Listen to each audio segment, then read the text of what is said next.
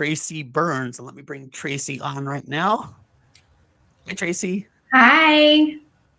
Thank you for coming and joining us today. I appreciate it. And I know cancer is a scary word, and everybody has a story, and it can be hard to talk about sometimes. But you were brave enough to come share with us today.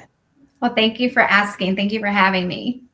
You bet. So let's kind of start at the beginning and just talk about who you are, where you grew up, what your background is, what life was like kind of before cancer. Okay. So I grew up in Lawrenceville, Georgia. I lived there actually all my life, and I'm still living there. I'm still 6 minutes down the road, but still in the same place. I work a full-time job. I have been with my husband for 34 years, married for 24 this year, and we have a 17-year-old son. So you guys high school sweethearts? Do what? I said, were you high school sweethearts? You know what? We knew each other in high school, but it was right out of high school that we got together a long time ago. A long time. Yeah, 34 years is a long time for sure. Yes. The years go by so fast. It's and some days so slow. So yes. Yeah, absolutely. All right, so let's talk about it. So Okay. Just kind of walk us through what your story is, how you discovered that you had cancer, Okay. and we'll go from there. Okay. So it was in 2018. It was just a normal day. Like I said, I work a full-time job. My husband works a full-time job. This particular day, came home, everything was normal. We had dinner. We're sitting around the table like we always did, all the things.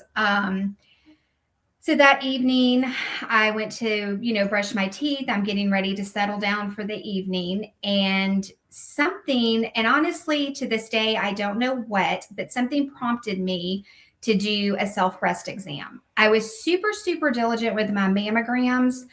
The self ones, I would do them, but not really like I should have. This particular night, I did it. I felt something in my right breast. So, of course, I'm feeling my left, I'm feeling my right, going back and forth. I go to my husband and I'm like, I think I feel something. And he's like, well, let me see. So he's like, I'm like, feel it and see. Do you feel anything? Of course, I'm wanting him to say, no, you're crazy. There's nothing there. But he didn't. He felt it also. And so, of course, I have a complete come apart, not, and I'm not even knowing at this point that there's even anything there. We're feeling something, but who knows what it could be.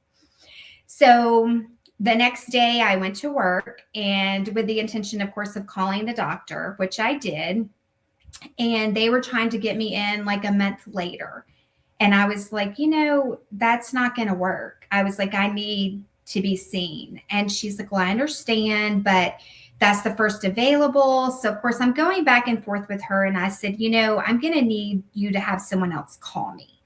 So another lady called. I explained what happened. I told her, I said, never felt anything like this. I want to be seen.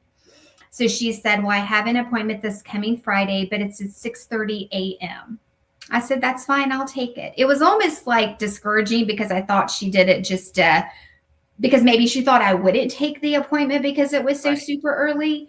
But I was like, that's fine. So I got there at 6:30, and mind you, no doctors actually come in until 8 a.m., but that whatever. So I'm sitting there waiting. I get called back. They do a mammogram, then they immediately do an ultrasound, and I'm taken to a room. The doctor comes in. She's like, Tracie, there is something there. She goes, we don't know what it is, but we would like to do a biopsy. And I was like, okay. So I was like, well, when can I get in for that? And she goes, well, I can do that right now. I'm going to do it in another room. So that was amazing. And it was a blessing. So I go and have my biopsy done. Of course, I go to the car. I'm calling my husband. No one went with me because who knew I was even going to get that biopsy done that day? I wasn't expecting that. So having a small come apart, I had several of them along the way. And he's like, Tracie, it's going to be fine. It's going to be fine. So kind of, she said it's just a waiting game. Should be back in about a week. And of course, this was on a Friday. So you've got Saturday and Sunday, in between now. So come Monday, nothing. Tuesday, nothing. Wednesday, I'm at work and the phone rings and it was them. So I told her, I said, well, let me step outside because I was at my desk. And she said, okay. And she said, Tracie, it's cancer. You have cancer. And of course I fall to my, I'm getting emotional now. Of course I fall to my knees because, it takes your breath. Right. Those words take your breath. Right. And of course I'm like, is this my death sentence? Right. And I was going to ask, what exactly were your first thoughts when you got that? Was it, how am I going to tell my family? Am I going to die? What was your very first instinct? My very first thought was, am I going to die? And I'm going to have to leave my husband and my son. And my son, of course, was the biggest part of the puzzle. Because he was, at the time, that was in 2018, he's 17. He was, he was younger, but old enough to know what was going on. So yeah, that was my initial thoughts. So the doctor comes back, says it's cancer. Did they tell you exactly? I don't know much about breast cancer. I'm assuming there's different types of breast cancer. What type did you have? At that point, they honestly didn't know. The biopsy told him it was cancer. She told me what they thought it was, but they were going to have to, of course, I would need the lumpectomy to get the tumor out, to really dissect it, all the things. So I had to make another, a consultation appointment for that. And my husband and my sister did go to that appointment, which was the following week. And at that appointment, she did tell me it was inductal carcinoma. It was stage 3. She wasn't sure what grade the tumor was at that time, but she didn't think that it was aggressive. So we talked about, do I want a lumpectomy? Do I want a mastectomy? What do you want to do? And my husband had told me before we went in, he's like, I'm going to back you. Whatever you want to do, I'm going to back you. I didn't know what I was going to do, if I'm just being honest. I had no idea what I was going to do when I got to that appointment. And as I'm sitting in that chair, and she is saying, you can have a lumpectomy, which is just taking the tumor out, cleaning the margins. I think I can get it all that way, or you can opt for the double mastectomy. Completely up to you. And I looked right at her and I said, well, what gets me on the schedule first? And she's like, well, hold on just a second. And she came back, sent me to the little scheduling lady, and she came back and she said, a lumpectomy I can do next week. I said, then that's what I want. Wow. So yeah. You're moving quick. And I didn't know what I was going to do when I got in there. That just honestly was my first thought. What gets me in there sooner? I have cancer. I need to get it out. Right. Prior to finding this tumor, did you have any history of cancer in your family? Any history of breast cancer, mom, grandma, anything like that? Nope. Really? So, and the type of tumor that you had, is it something that is typically hereditary or not? No, the tumor, once it came out, so I went and had my lumpectomy, and I get a call the next week with the results of it. And she said it was a grade 3, which was very aggressive. And I was actually going to need another surgery because she needed to go deeper into the margins. So of course I'm like, well, when do I need to do another surgery? And she said, next week. I wasn't expecting that, obviously. I mean, I'm still recovering from this, and my father-in-law had passed away in between all of this, and his service at Arlington was that week. We already had our tickets and all the things. So of course I didn't get to go. I had to cancel mine. My husband still went. My son went. I canceled my ticket. My sister took me for the second surgery, and this time the margins did turn out clean, thank goodness. And she did it along the way, like she was taking it, sending it to the pathology while she was doing it. So mine ended up being, like I said, grade 3, which is very, very aggressive. But it was estrogen based. So it was, it was basically, I mean, I'm not a medical person, but just I do a lot of research. Of course, I have a history of taking birth control, and as we all know, that does have estrogen. So Right. everybody has their own opinions of that, but I do lean towards that could have contributed. Yeah, there's so many different factors that go into what is it, and that's, not just Yes, breast cancer, but my own cancer. We right. don't know really where it came from. No, So nope. so you get the second surgery. Yes. Going into that second surgery, you must have been terrified. I was beyond terrified. And as a matter of fact, I asked her when I got to the hospital for that surgery, I was like, should I just get a double mastectomy? Because, now I'm second guessing myself about the first surgery. And she's like, well, obviously I can't do that today. There's been no preparation for that. But if she had said yes, I, I think I would have done it, because yes, I was terrified because I thought when we did surgery number 1, I was good. Right.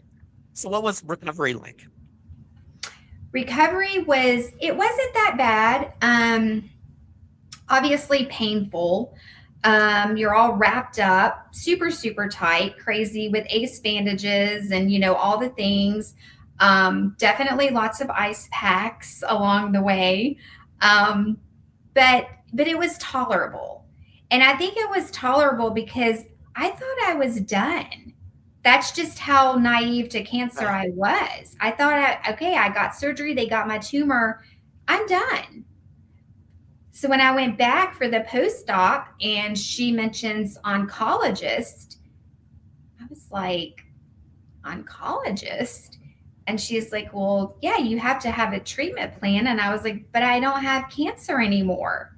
That's just literally how naive to cancer, I thought I was done. Little did I know. So, So you go see an oncologist, and then what mhm. happens?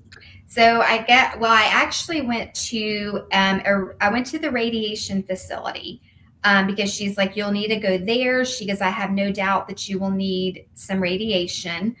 So I ended up at the radiation facility. So I get there, of course, Micah's with me, and we get taken back into a room, and she comes in. This nurse is like, just a million questions, asking all kinds of things, his family history, things of that nature. So she's like, okay, the doctor will be in to talk to you all. So the doctor comes in and she's like, well, she did a great job. Your scar looks great. It's healing amazing, all the things. And I was like, okay. And she's like, well, are you going to have chemotherapy? I was like, well, I don't know if or you're the doctor. And Right. she's like, well, I am the radiation doctor. She's like, you were supposed to go to the oncologist first. And I was like, did not know this information. Because again, if someone's not telling you 1, 2, 3, 4, 5, you're already a nervous wreck. I didn't know what to do. So left that appointment. She did say you will definitely need 35 rounds of radiation. She said, but we're not going to set that up yet because you need to go to the oncologist. If you have chemo, we need to kind of see where we stand. Are we going to do it together? Or are we going to do one or the other first? So I was able to get into the oncologist fairly quickly. I want to say like within 2 weeks, if I'm not mistaken. And from there, gosh, that was like another round of tests in itself. It was not just a clean cut a clean cut visit. I mean, she's like, you have to do an onca test. And I'm like, don't even know what that is. And she's like, it's where it's like for the BRCA gene to see if you carry the breast cancer gene. And I'm like, okay. And she's like, and dependent upon all of these scores and all of these tests, we'll see if you have to have chemotherapy. So I left that appointment still not knowing, Right. what is going to happen, what am I going to have, and of course I'm scared, because I guess in my mind, because now I've been to the oncologist, I've been to this radiation doctor, and all the while I was thinking after my surgery, I'm good. I'm going to go home and we're going to be fine. We're going to go back to baseball and all the things, and here I am getting all of these other tests. Right. So did you end up doing chemo then? I did not. I did did all of the testing, and my onca score came back really low, which is for like recurrence. And they do think that that's because the tumor was estrogen based. So I did not have to have chemotherapy, but I was told that I would be on tamoxifen for 10 years, which is, it's not a chemotherapy. It's like a hormone blocker type medication. I call it the devil medicine. It's it's been just straight from the devil. It has like its own host of side effects. And I have 3 more years of that. Thank goodness. So radiation then? Had 35 rounds of radiation. Yes. How was the radiation experience for you? It was terrible. I'm sorry. That's okay. Sorry. It was terrible. The first few weeks were fine. Didn't really notice. I guess the first 2 weeks didn't really notice a whole lot of anything. Actually, I was waiting, because I was told about the sunburn. I was told about the things that could potentially happen.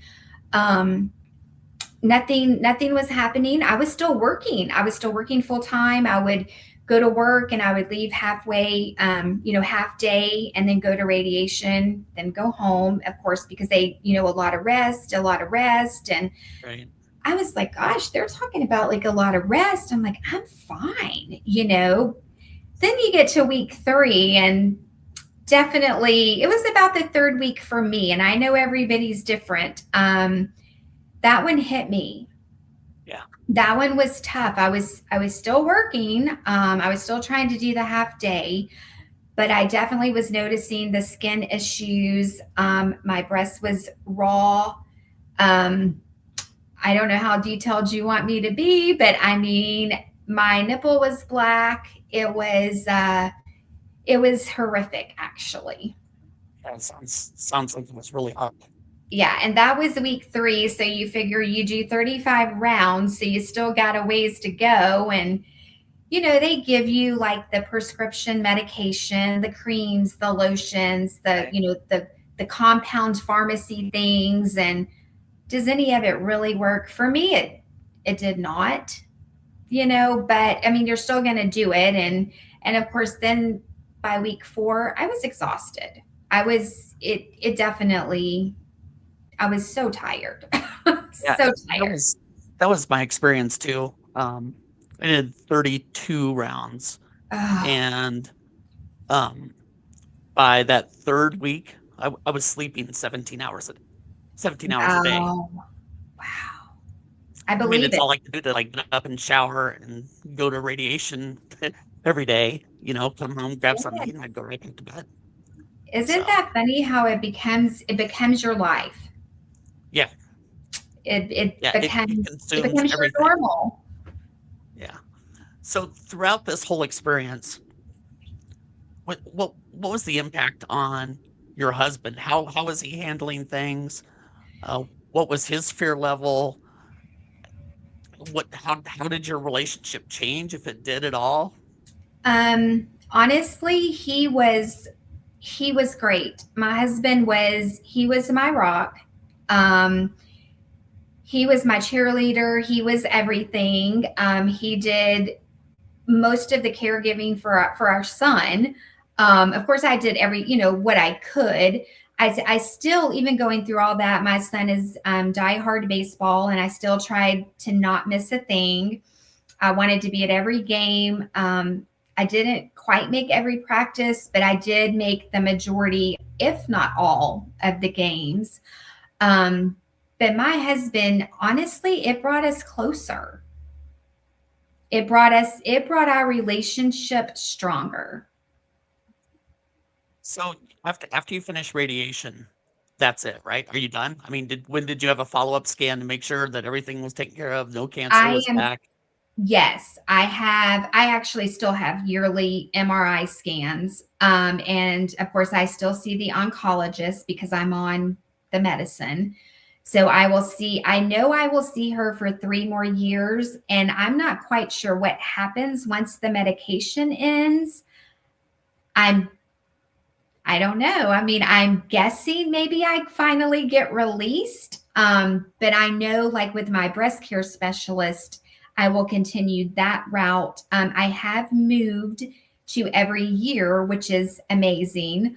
So I see them, and then I will always get, of course, my MRI, my yearly MRI. So you had mentioned, I think you called the medicine the devil medicine.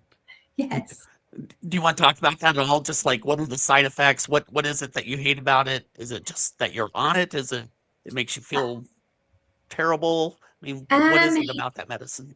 yeah, it's so when I first started taking it, it was the headaches. It causes horrific headaches. It did subside. That little thing did subside. What I didn't know is it was going to throw me into early menopause. So I had those symptoms that I wasn't expecting because I didn't realize it did that. It comes with horrific joint pain, and that's something I'm experiencing now. That came actually a little bit later for me. I want to say within the past couple of years, like my hands, my feet, my hips, I mean, all of it. And some of it is also because I did get thrown into menopause in such a crazy way. I have no estrogen, which it's not great. Um, to not have any, but literally that medication that I'm on depletes all of it. Oh, that's terrible. So you go through this, you're on the medicine. I'm assuming at some point they say, okay, that's it. The people like to use no evidence of disease, that term. When did you first hear that? That I did not have the disease anymore. Yeah. Um, I guess it was like, well, in my mind, it was after I had the surgery. I felt like, I was cancer free. For them, it was truly when I had been going there, I was actually getting scans every 3 months. And at that 3 month mark, she did tell me no evidence of disease, which was amazing. So I guess it was like 3 months after because that's the first time I had another scan, was 3 months later. That's a pretty good feeling when you hear those words. So Oh, it's amazing. did you ring a bell after radiation treatment and Yes, do all of those things? it's amazing. Yes. That's awesome. That's such a good feeling just to be able to celebrate the end. And even though you still feel terrible that Yeah, last day of radiation, like just to know that the next day you don't have to come back, right. that's just a huge win to get through Yeah. that. So most people would say, gosh, Tracie had cancer. She went through surgery. She went through radiation. That's the end of the story. It's not Yeah, quite the end of the story, though, is it? not quite. So Yeah. tell us what happens next. So I'm obviously taking the medicine, so that's my daily reminder that something, was there, because every morning, that's when my feet hit the floor, that is the first thing I do. Um cancer is with, and I know everyone is different, but me personally, cancer is with you all the time. Cancer never, it never sleeps. It makes you, I'm constantly worried. If I have a cough, my cancer's back. If I have something, some type of rash, whatever the case may be, my cancer's back.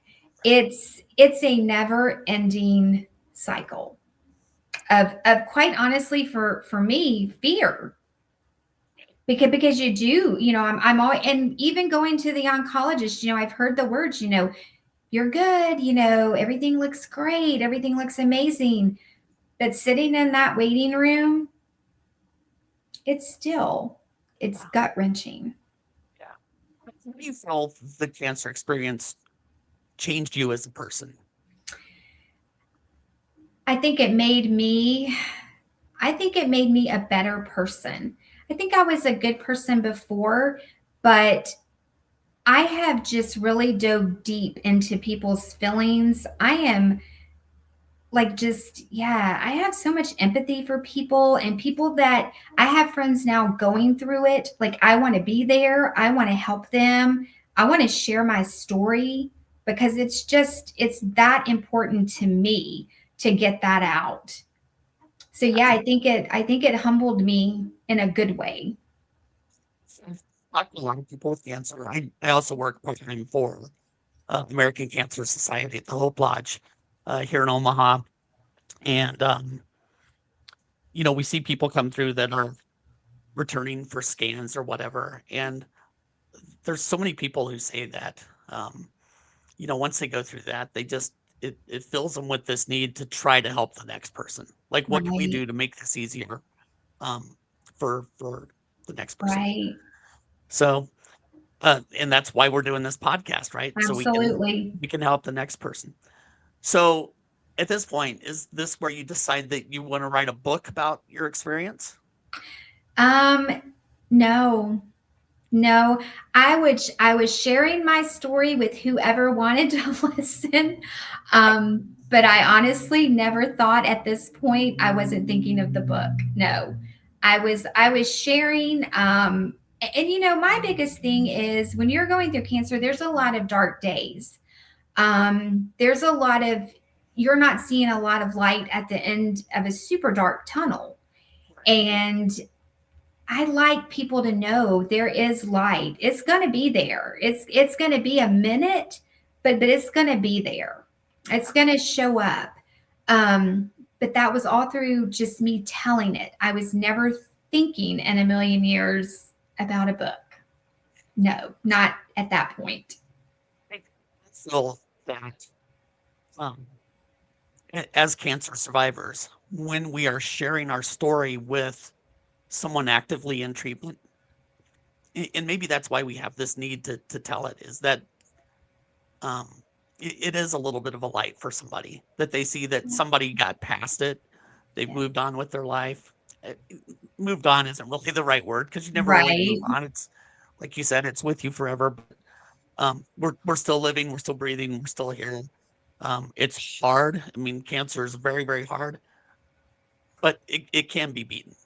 And I think giving that testament to folks who are in the throes of it all, it's such an important thing. It is. And with that in mind, tell me about your darkest days during treatment. When were you at your lowest point? My lowest point was honestly probably when I was at treatment. I went to change. I got home. Actually, this particular day, I went and picked my son up. And this was when I got home. And that evening, I was changing into my pajamas, into my night clothes, was getting ready for bed. And that is when, this is the particular day I noticed my nipple. And I just had the biggest come apart. First of all, it wasn't just painful, but it takes something away from you as a person. I didn't even want to show it to my husband. Because you're like, that's so disgusting. Does he even want to see this? But of course I did tell him about it. He's like, Tracie, that's not you. That's just what you're going through. It's going to be gone. Because like I said, he was He was my rock. He is like a man of little words, but during this, he was a man with many words, and they were words I needed. But that was honestly my personal just lowest moment, because I was like, this is just gross. This is never going to change.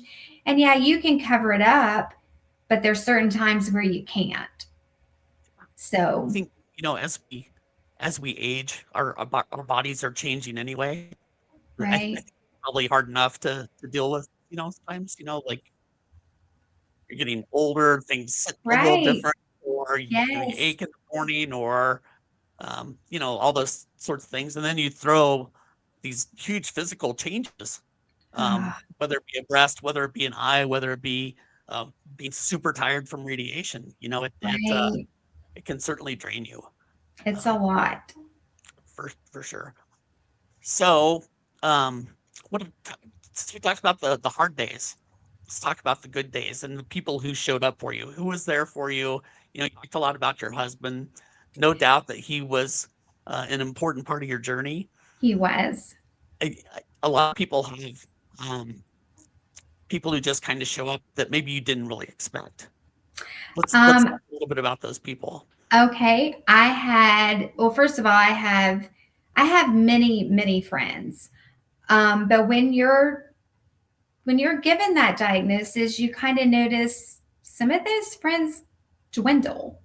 I don't know if they're scared. I don't know. I'm not quite honestly sure. And I've always been a person that's kept my circle small, and I like just a tight knit circle. Um, when I was diagnosed, I had lost my mom, who would have been there for every single thing. So, besides my husband, my sister, she stepped into the mom role, if you will. She is older than me, but she helped me. She probably helped me more than she even knows, just by maybe little things that she said, things that she did. She dropped whatever, to get me whatever I needed. She was there, and my mother-in-law was there every step of the way. She was there to listen to me cry. She would scream, maybe bitch about her son a couple of times, if he wasn't doing something I thought he should be doing the right way. And then, of course, I have a couple of very best friends through work, and one that I've been friends with for over 20 something years. And she actually is a breast cancer survivor herself. And so, yeah, it was friends, but family, they were definitely there. But you definitely learn who your friends are going through cancer. I think that for some people, and I like to give them a little bit of this because it's hard when It is. someone you care about, even as a friend, is going through this. And, Yes. talking with the people in my life, and, same sort of deal. Some of them kind of faded into the background, Yeah. and just talking to them, they didn't know what to say, Yeah. you know, and we're gonna get to dive into being a caregiver a little bit more, because your story is not even close to being done yet. But those caregivers are just so hugely important. And before we get on to the second part of your story, I don't want to forget about your son. How did your son handle all of this? Was when you're 17, there's a Yeah. lot going on, but Yeah. how did he handle the stress of mom being sick? He was actually, he was a little bit younger. And when I was diagnosed, he's, like I said, he's diehard baseball. And he was still playing baseball. And, when you're playing travel ball, which is what he was playing at the time, you become family. You become a baseball family. Those moms and dads were there for us. They were there for him. We had people that would come and get him just to do things with him. They didn't have to do that, but we wanted to keep his life as normal as we possibly could. But it was nothing for him to just come up, give me a hug, and say, "Mom, you got this. God's got you." And those words were everything to me, and they still are, so he was amazing. That's good. That's good. So now let's kind of move forward to then what happens? How does life? You're back to some sort of not normal, but the new Right. normal, right? And Yes. then what happens? So we're back to normal. We're doing our thing. We're working. Everybody, me, Mike, everybody's working. Harrison's in baseball. We're doing practice games, all the fun things. And then there was a morning in 2021, Mike woke up and he's like, gosh, I got a sore throat today. And I was like, okay, weather, whatever. So a couple days later, he's like, Tracie, it's not going away. It's kind of going in my neck. And I'm like, okay. So this is, at the midst of COVID. And we were in the middle of changing primary doctors. And there were a lot of doctors that didn't want to take new patients. We're having COVID. You didn't want to get, the whole 6 feet rule at the time and all the things. So I finally found a doctor that was close to our house, and she would see him like actually the following day. So we got the appointment and he went, and she's telling him that he has allergies. And he's like, I don't think it's allergies. I've lived in Georgia all my life, never had a problem with allergies. But okay. And it was still, again, he felt like she didn't really want to get close to him. And I get it. I mean, everybody's still super scared and all the things. So she sends him away with some allergy, telling him what kind of allergy pills to pick up. So we get the allergy pills, and because we're like, well, why not? We'll try it. So he takes them for just a couple of days. He's like, something is wrong. And I'm like, it's very unlike him to complain. So we ended up seeing an ENT, and this particular ENT was like, he's like, I don't think it's cancer. I think you just have, maybe some throat issues going on. I think that an antibiotic will help it.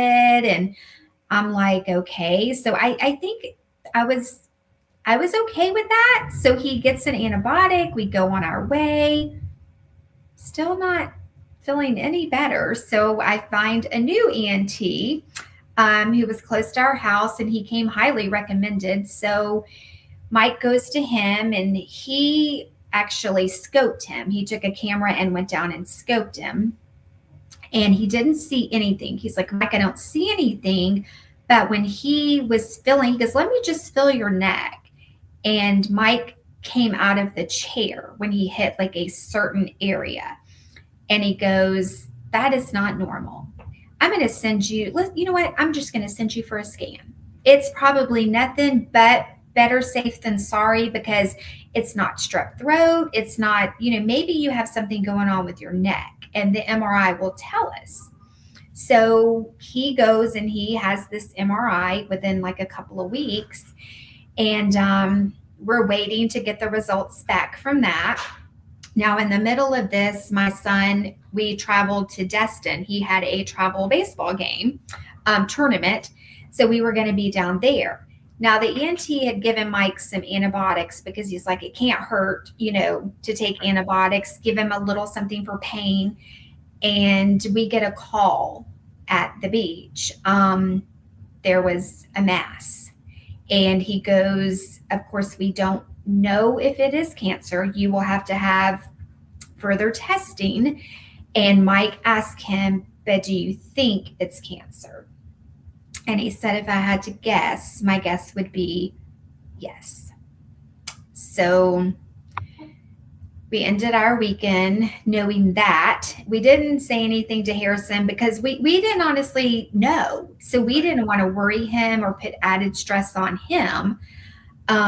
So we get back, and he's going to have a biopsy. So we get in preparation for that. And the ENT was actually going to do it because he felt like he could just go right into his tongue. That's where it was, and grab some and send it off. So we get to the hospital to have this biopsy done. And the ENT comes in and he's like, are you ready for surgery? And Mike is like, well, I guess I'm as ready as I'm going to be. And he goes, well, I'm not going to do the surgery. And I kind of laughed because I'm like, what do you mean you're not going to do the surgery? You know, and I thought he was kidding. Right. And he said, Mike, I talked to you. He goes, listen, I've looked at these scans. He said, when I called you, I was only looking at the written part of the report, but they sent the pictures. He said, and I've been just studying these pictures. I have talked with my colleague about these pictures. He actually was at a conference, and he took Mike's file with him because he said it was just, I guess, like he was that concerned with it. And he let them look at it, and they were all like, there's no way that we would attempt to do that, because you could tell that mass was embedded into his tongue. And he Wow. told him, he goes, if I do it, I'm going to end up taking half of your tongue because I'm just going in blind. So Micah's like, well, I'm not going to do it then. You know, I appreciate your honesty. What am I going to do? Right. And he goes, we're going to need the biopsy. So I'm going to find a doctor that I know can do it. But I want someone that can go in through your neck rather than try to go in through your tongue. So took him a few days, and he called with a doctor that was going to do it. It was at a different hospital.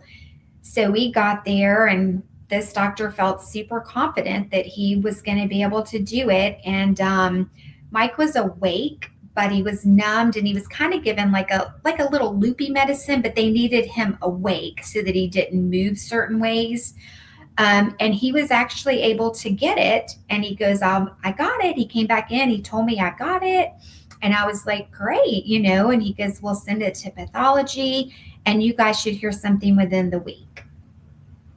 The ENT will be the one to call you because he's the one that will get the results. We're like, okay, great. You know, so we left there thinking we would be getting a call, you know, within the week for his results. And And 3 weeks later, 3 weeks. Wow. still nothing. We are calling the ENT. He's like, I don't know what's going on. He's like, let me make a call to the hospital. He's like, I have nothing. They had sent from the hospital, they had sent Mike's biopsy to the Mayo Clinic. They were very uncertain of his tumor, and what they had pulled out. So, because of course at this time he still had his tumor, he just had the biopsy. So they had just pulled like whatever it is they pull out of that.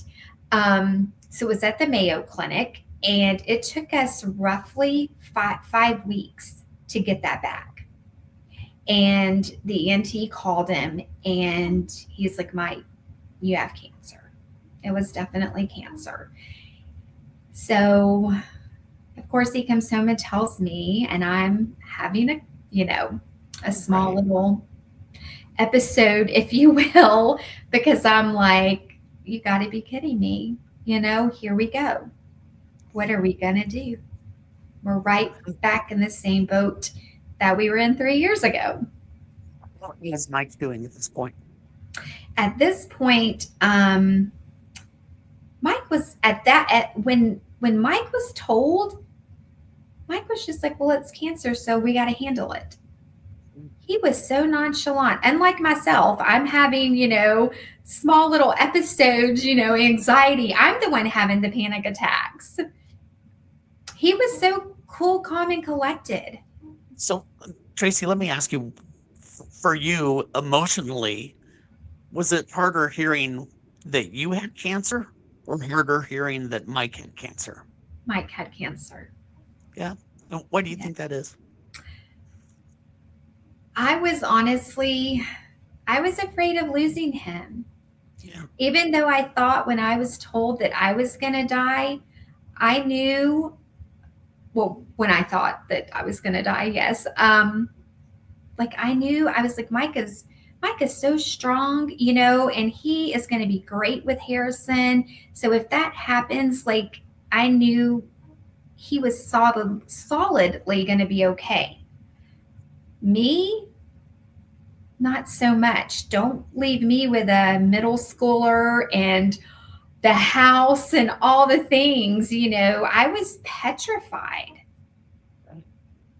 Yeah. So did they develop a treatment plan? What were they going to do with Mike's cancer? So the ENT, he sent us to an oncologist.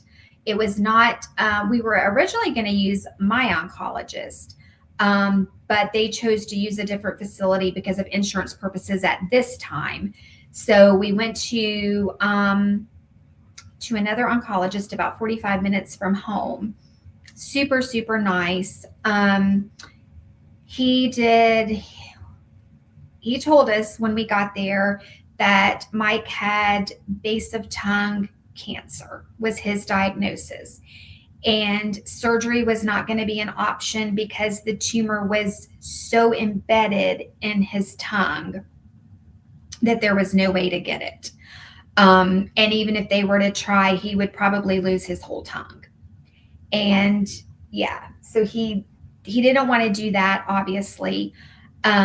So he was like, so we're looking at probably some chemo, some radiation, maybe just some radiation. But he goes, I want to do a PET scan because it's, now we're into 6 weeks of waiting, for these results. And when you're told you have cancer, I mean, I don't know about you, but I was like, every second, I'm like, oh my God, it's spreading. Somebody needs to get this out of me because, I know that isn't how it works, but in your mind, that's kind of how it's playing out. And we had already waited so long just to get the diagnosis. So he gets a PET scan and they were really quick. It was actually the same week. It was towards the end of the week, but they got him in and we went the following week for the results. And it was base of tongue cancer and it was HPV. I think it was 16 that they call it. So his was related to HPV. Okay. And they said they are seeing that more and more in people our age because, there was not a vaccine at the time. There is now, but there wasn't. So a lot of people our age which they did say if you had to have this particular cancer, that was the best one to have. I love when people say that's the best one to have, but nothing but the best kind of cancer. Right. Yeah. But they did tell us that. But the PET scan did show it had started on the right side, but it was starting to cross over. So he would definitely need chemo along with his radiation. So now you guys are what, 6-7 weeks into this? Yes. I'm assuming this tumor is still growing, right? While you guys are waiting. Is it affecting his ability to speak, to swallow at this point? Not at this point. He had horrific sore throats. Okay. Terrible sore throats, and a lot of pain that had started going down his neck. But he could still swallow and he could still talk, which was good. So they put together a treatment plan for him. And what was that treatment plan? His treatment plan was going to be 7 weeks of chemo once a week. So he would basically have 1 chemo a week and 35 rounds of radiation. And did they do that at the same time? Yes, we did radiation Monday through Friday, and then we would leave radiation on Friday and go straight to chemo because his chemo was 6 hours.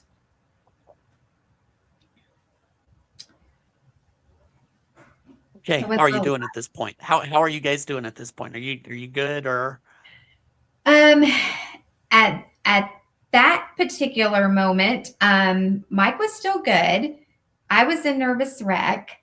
So we go to radiation because he's like, go get your, you're going to have to get a mask, all the things made.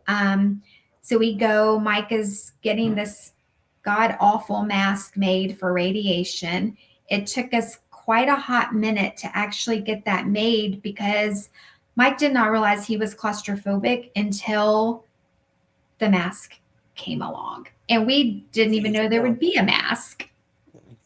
It's probably the worst thing ever. It was Right? tough. Yeah. So he runs the first day he went to get it. We just sent him up there, go get your masks, get everything started. And he called, well, he was there forever, first of all. And I was like, well, okay, they're probably running behind, whatever. I'm not thinking anything of it. I'm just like, oh, they're probably just running behind.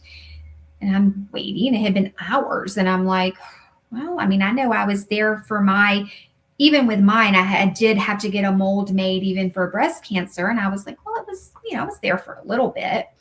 So I'm waiting. And finally he calls and he's like, oh, I'm not having any type of treatment. I was like, what? And he's like, I ran out of that place. He goes, and I'm not having any, in the words of Mike, damn treatment. And I was like, oh, wait a minute. I was like, what are you talking about? So he starts telling me about the mask. And he's like, Tracie, I can't do it. I'm not going to be able to do it.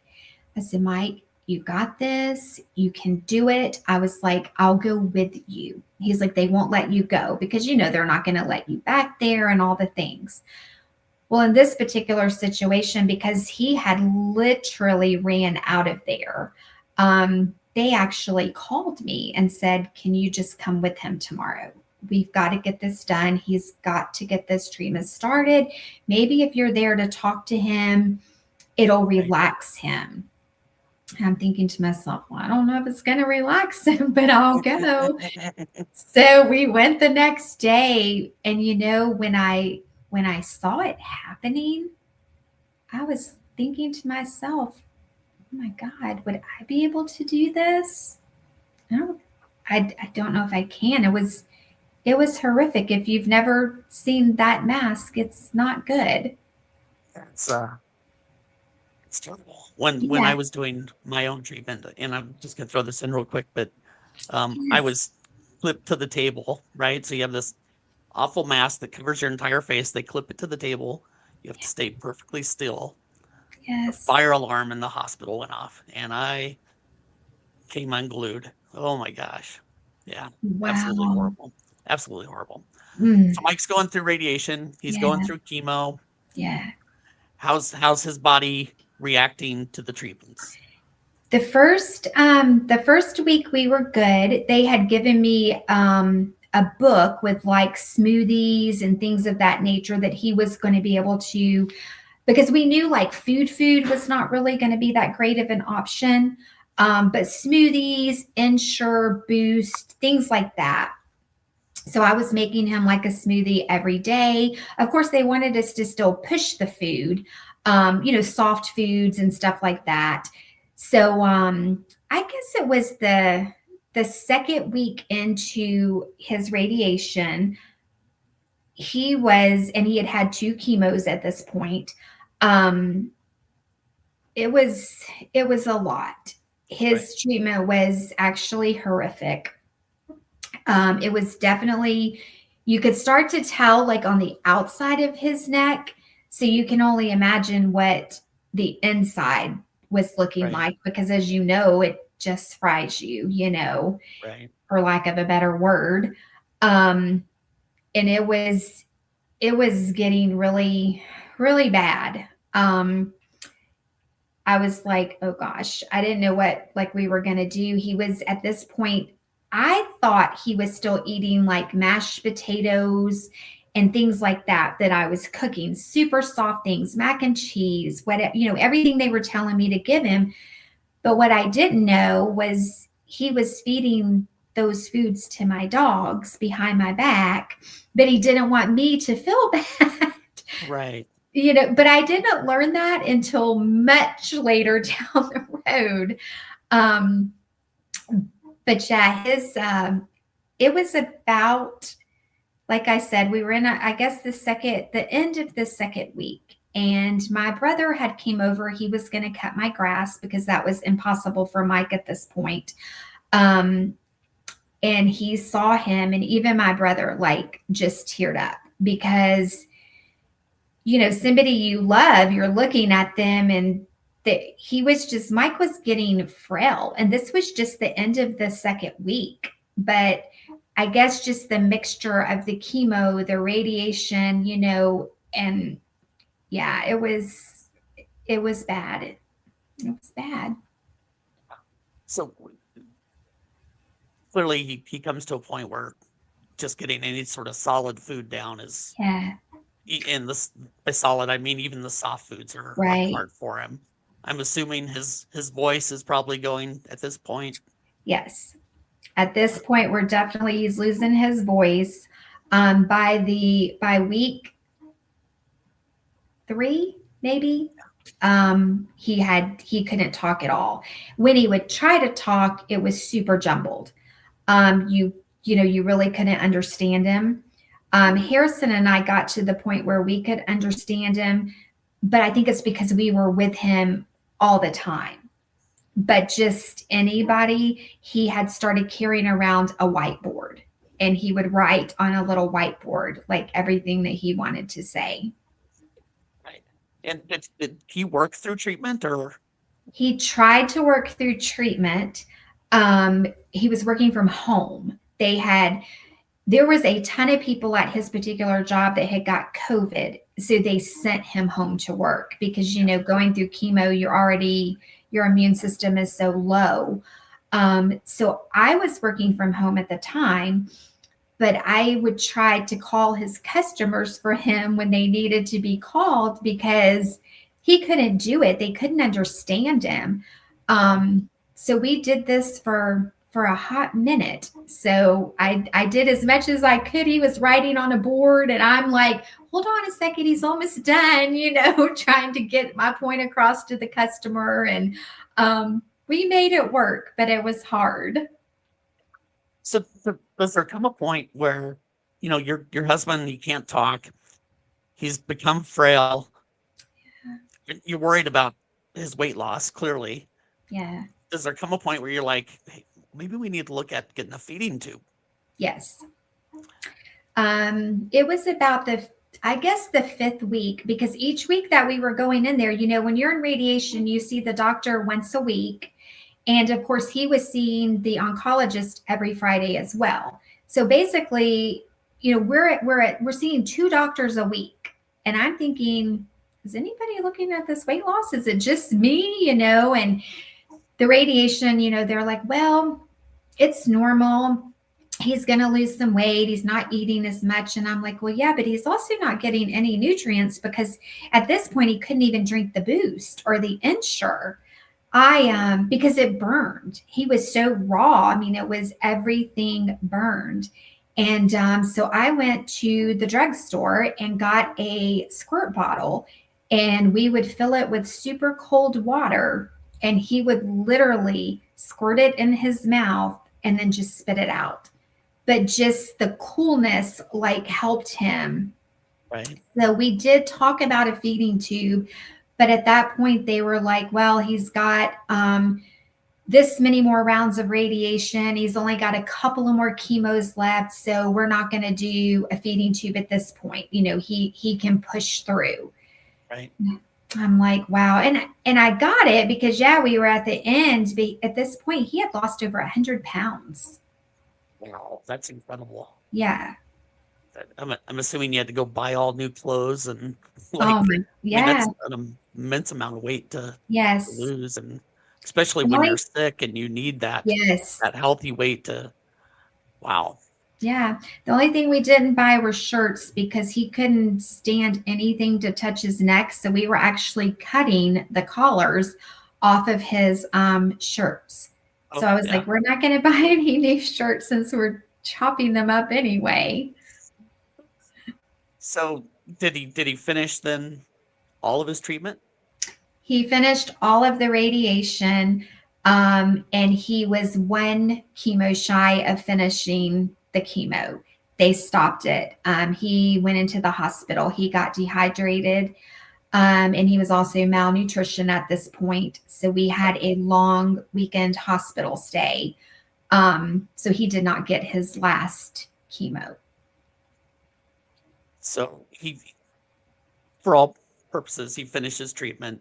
Yes. I'm assuming then at some point he has scans, more scans, and they can see that the tumor is gone. Yes. After all of that, he did. I think it was two months. We went for a scan, and Thank God the treatment had worked, and the tumor were able to get the tumor. So we talked about when you were in treatment, your darkest days. What do you think Mike's darkest day was during treatment? Oh God. You know, he honestly tried to be so positive. It's just, I mean, he never had a meltdown. He never had a screaming moment. He never had any of that. To this day, he has never said, "Why me?"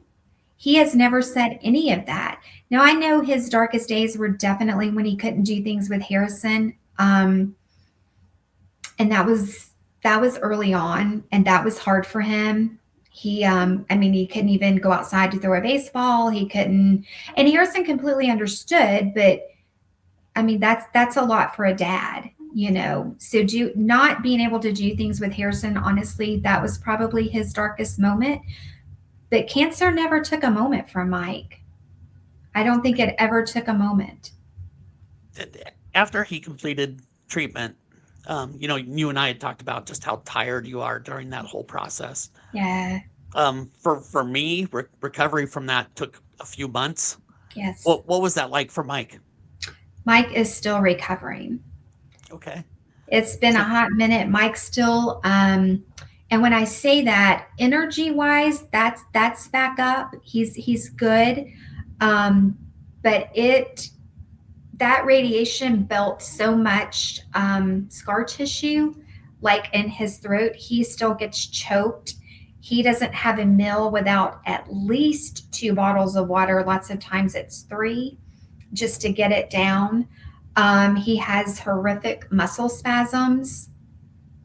He deals with a lot of after effects of all of that. Yeah, and that's just something that he'll just have to live with. Yes. Does he have issues with dry mouth? Yes, he has no saliva. It took his saliva glands. Yeah, that's tough. Yeah. That's tough.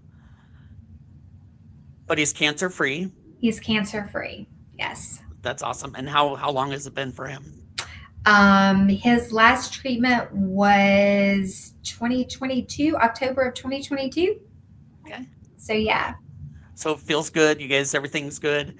Yes. At some point, you're like, okay, I'm going to write a book about Yes. your cancer journey.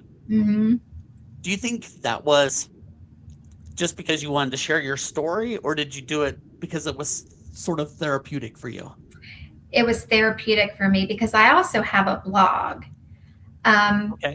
I have a blog, and I was just diligently writing in a blog, and I was like, I should put this into a book, and just really tell my story. And then halfway through Mike's treatment, that's when I knew I would do a book on both of us.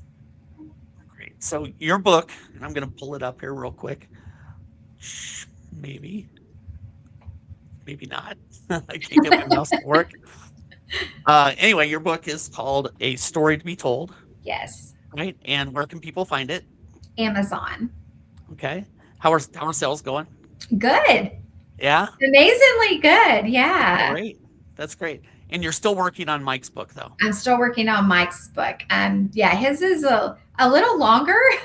So, yeah. Do you have a title for his yet? I don't.